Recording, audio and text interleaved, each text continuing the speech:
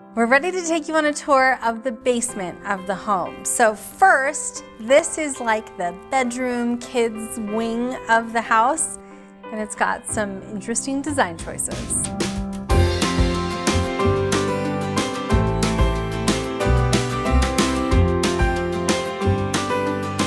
Okay, first let's take you through the saloon doors, for lack of a better description.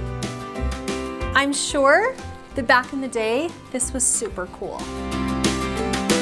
This leads you to a large but very dysfunctional bathroom space with fluorescent sponge paint. One of the things that's so interesting about this bathroom space is the baby bathtub sink with sprayer.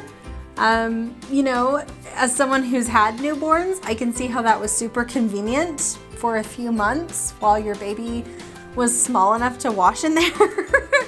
And then for the rest of the lifetime of the tub sink thing, it's probably been pretty dysfunctional.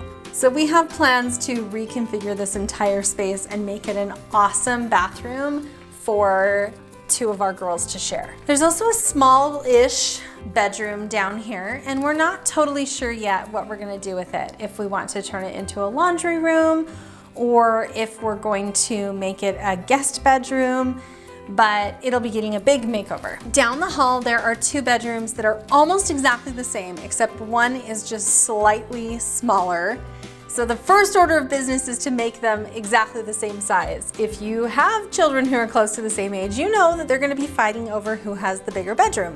So we're gonna solve that problem and make them the same size. The sponge paint in both rooms, the bright yellow and the purple blue swirl not staying.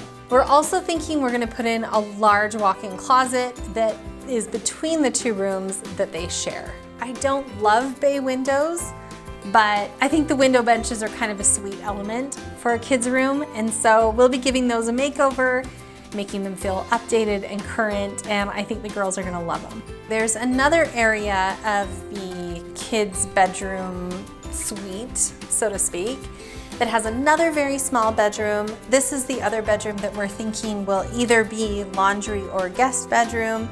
There's another bathroom that we'll be giving a big makeover, and then there's a pretty decent sized bedroom down here.